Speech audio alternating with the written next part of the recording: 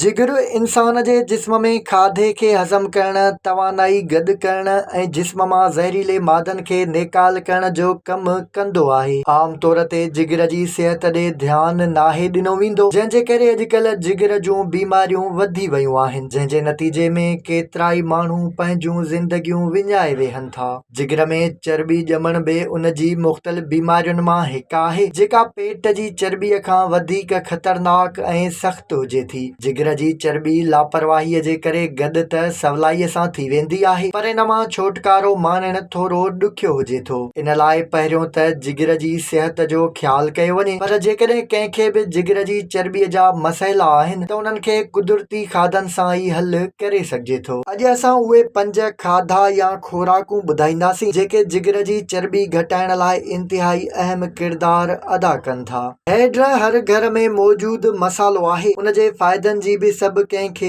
ख़बर हूंदी। एंटीऑक्सीडेंट्स हुजण करे हैड जिगर जी सिहत लाइ बि फ़ाइदेमंद सम्झी वञे थी। इहा जिगर जी चर्बी घटाइण लाइ तमामु मददगार साबित थिए थी। हैड जे इस्तेमाल सां वज़न बि घटि थींदो आहे ऐं हाज़मे वारो अमल बि बहितर थिए थो। इहा हैड चर्बीअ वारे जिगर लाइ इंतिहाई फ़ाइदेमंद हूंदी आहे। ग्रीन टी में केटीचिन नाले हिकु जुज़ मौजूदु हूंदो आहे, जेको जिगर जी कारकर्दगीअ खे बहितर करण लाइ इंतिहाई अहम हुजे थो। इहो ई सबबु आहे त जिगर जी चर्बी घटाइण लाइ हिकु ॾींहं में घटि 3 खां 4 कोप ग्रीन टी पीअण वॾो फ़ाइदेमंद साबित थिए थो। साए पननि वारियुनि सब्जियुनि जा फ़ाइदा त सभु कंहिंखे ख़बर हूंदी। उन्हनि में हयातीन, क्लोरोफिल, लूणियाट, सेल्यूलोज़ ऐं मैग्नीशियम वग़ैरह जजे मिक़दार में मौजूदु हूंदा आहिनि, जेकी सभु जो सभु जिगर खे मज़बूत बणाइनि था ऐं उन जी चर्बीअ खे सवलाईअ सां ॻारे जिस्म मां ॿाहिरि कढनि था। उन करे जिगर जी चर्बीअ जे मसइले जो शिकार माण्हुनि खे जेतिरो थी सघे पालक,